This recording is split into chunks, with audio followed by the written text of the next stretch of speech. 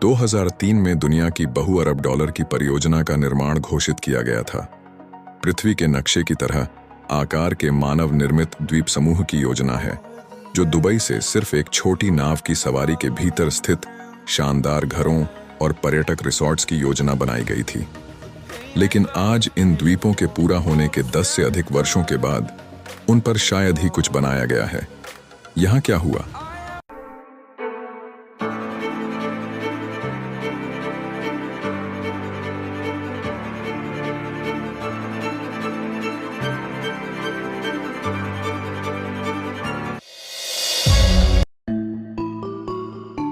दो 2000 के दशक की शुरुआत में रियल एस्टेट डेवलपर्स ने दुबई के तट पर कृत्रिम भूमि बनाने में एक बड़ा अवसर देखा। अमीरात में रियल एस्टेट बूम अजेय लग रहा था और महासागर गुणों की मांग बहुत बड़ी थी। दुबई ने अपने अधिकांश तटों के साथ पहले से ही विस्तार किया था, इसीलिए नखिल संपत्तियों ने दुबई सरकार के स्वामित्व वाली एक रियल एस्टेट कंपनी ने केवल 2 दशकों के भीतर क्षेत्र को मूल रूप से बदलने की योजना बनाई। कंपनी ने 3 अलग अलग द्वीप परियोजनाओं की योजना बनाई कि जब अंतरिक्ष से देखा जाता है, खजूर के पेड़ आकार का प्रतिनिधित्व करना चाहिए। पाम जुमेराह, पाम जेबेल अली और आखिरकार पाम डेरा अब तक का सबसे बड़ा। इसके वर्ल्ड की घोषणा की गई थी। कम घनत्व वाले आवास, उच्च घनत्व परिसरों और द्वीपों से विभिन्न क्षेत्रों की योजना बनाई गई थी, जिन्हें व्यावसायिक रूप से उपयोग किया जा सकता है।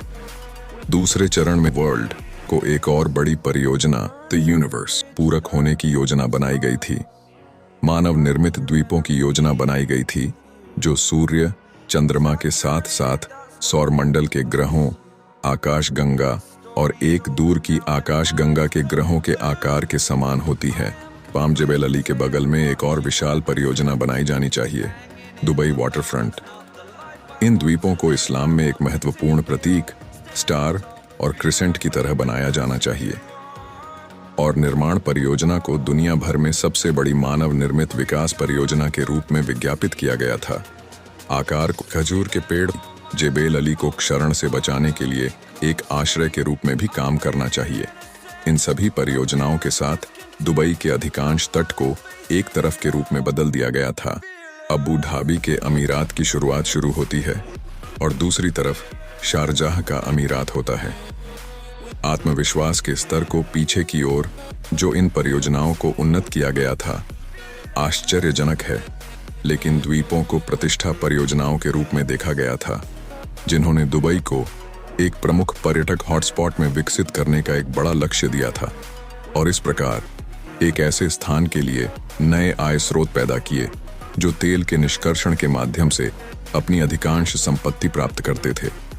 अब आइए देखें कि इन महत्वाकांक्षी योजनाओं के साथ क्या हुआ। 2001 में नखेल संपत्तियों ने पाम जुमेराह का निर्माण शुरू किया। अकेले यह परियोजना दुबई की तट रेखा की लंबाई को दोगुना करेगी। 2006 में भूमि पुनर्विचार पूरा हो गया था और पहले अपार्टमेंट पहले से ही सौंपे गए थे। पामदार मुख्य रूप से निजी घरों की मेजबानी करते हैं, जबकि पाम के चारों ओर ब्रेकवाटर की अंगूठी पर कई बड़े लग्जरी होटल बनाए गए थे।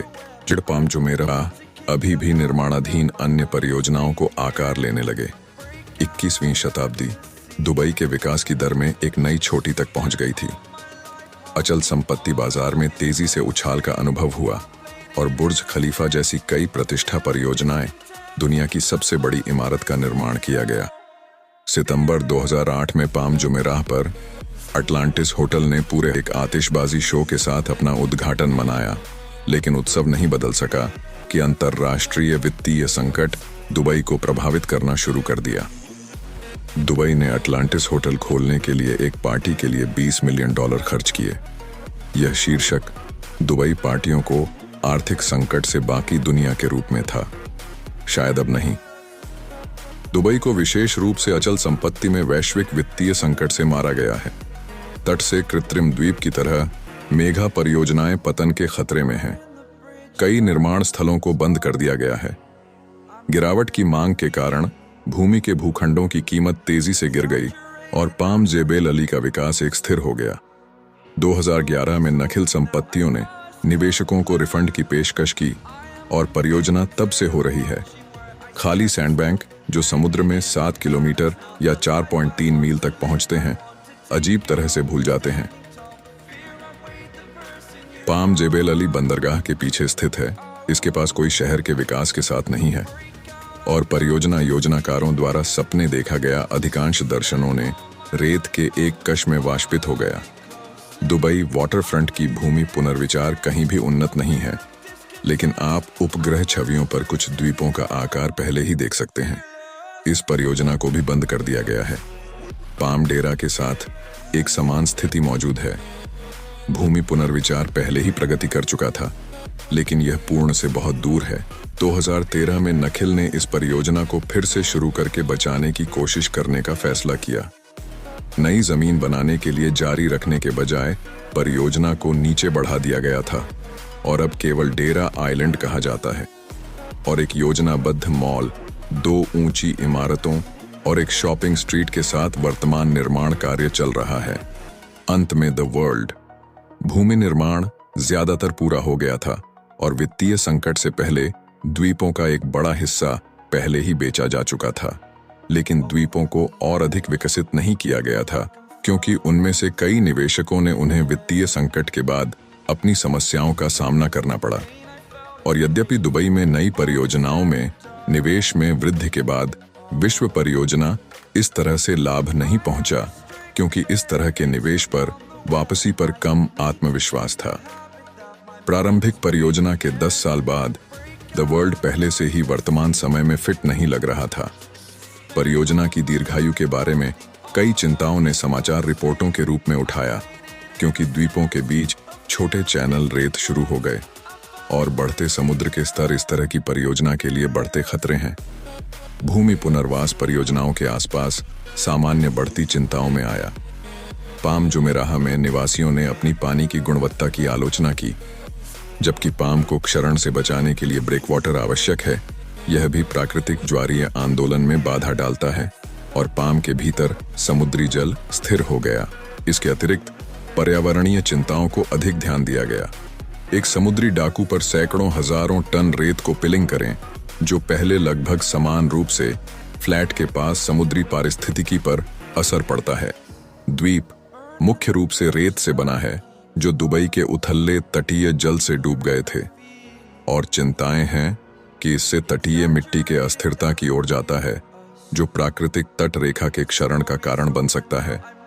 यहां तक कि यदि इन परिणामों को लंबे समय तक जाना जाता है, तो यह उन बाजारों के लिए तेजी से कठिन हो रहा है जिन्हें पर्यावरणीय रूप से हानिकारक माना जाता है।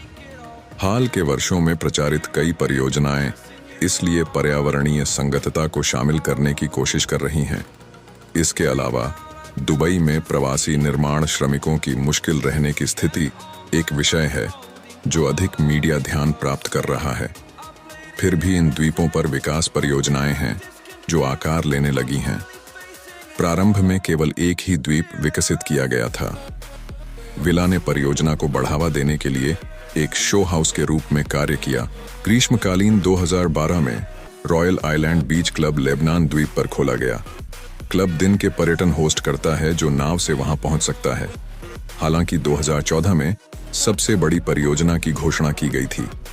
एक ऑस्ट्रियाई रियल एस्टेट निवेशक यूरोपीय द्वीपों पर कई परियोजनाओं को विकसित करने की योजना बना रहा है। इस परियोजना को यूरोप का दिल कहा जाता है और लक्ष्य यूरोप का एक मिनी संस्करण बनाना है, शानदार होटलों के साथ जो वेनिस या मोनाको जैसे स्थानों से प्रेरित हैं। यूरोपीय भोजन के साथ कई रेस्तरां के अलावा निवेशक स्विस द्वीप पर प्लाजा बनाने की भी योजना बना रहा है, जहां कृत्रिम बर्फ होगी। परियोजना वर्तमान में निर्माणाधीन है और समय बताएगा कि क्या यह वांछित आर्थिक सफलता लाएगा। दुनिया में हर जगह जोखिम भरा विकास परियोजनाएं हैं, उनमें से कुछ असफल हो जाते हैं। शहरी विकास प्रतिष्ठा परियोजनाओं में अक्सर अपने आप से वित्तीय रूप से सफल होने की तुलना में अधिक भूमिका निभाते हैं, क्योंकि वे पर्यटकों को किसी क्षेत्र में आकर्षित कर सकते हैं और इसलिए विभिन्न तरीकों से अधिक स्थानीय अर्थव्यवस्था का समर्थन कर सकते हैं। पर्यटन को आकर्षित करने के अलावा ऐसी प्रतिष्ठा परियोजनाएं अक्सर राष्ट्रीय गौरव के रूप में भी काम करती हैं, या वे एक नए युग की शुरुआत का प्रतीक बनने का इरादा रखते हैं। उदाहरण के लिए नए निर्माण विधियों का उपयोग करके या विश्व रिकॉर्ड तोड़कर। अब अगर दुबई को नियोजित स्थलों को बनाने के लिए पूछताछ की जाती है तो वही आलोचना निश्चित रूप से कहीं और लागू की जानी चाहिए। लेकिन फिर भी सवाल ये है कि दुबई के तटीय परिदृश्य को बदलने वाली ये परियोजनाएं एक समय में रिट्रोस्पेक्ट में देखी जाएंगी, जब दुबई की वृद्धि धीमी हो जाती है और जब यह शहर इस शहर का प्रतिनिधित्व करता है।